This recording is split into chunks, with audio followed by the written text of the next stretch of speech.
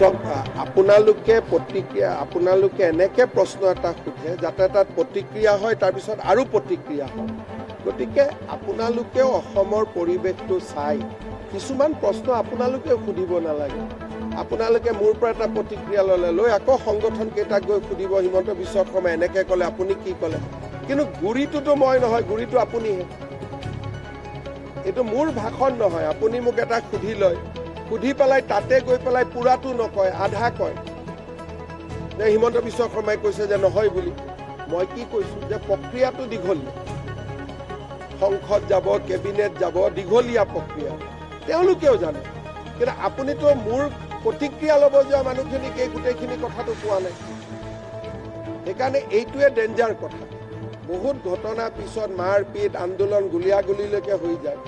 গুৰিটো ইয়াত লুকাই থাকে যে আধা কথা প্ৰচাৰ কৰে।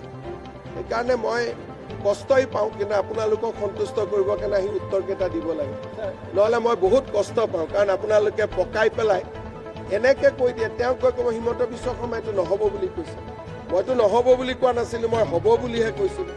খালি হোৱাৰ প্ৰক্ৰিয়াটোৰ কথাটো কৈছোঁ।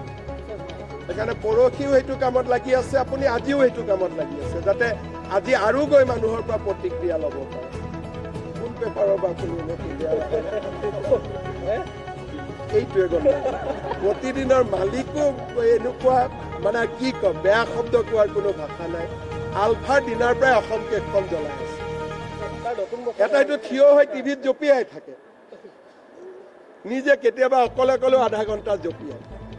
গতিকে এইবিলাক কিয় কৰি থাকে? শান্তিত থাকিবই দিয়ক না, ফূৰ্তিৰ পৰিৱেশ এটা।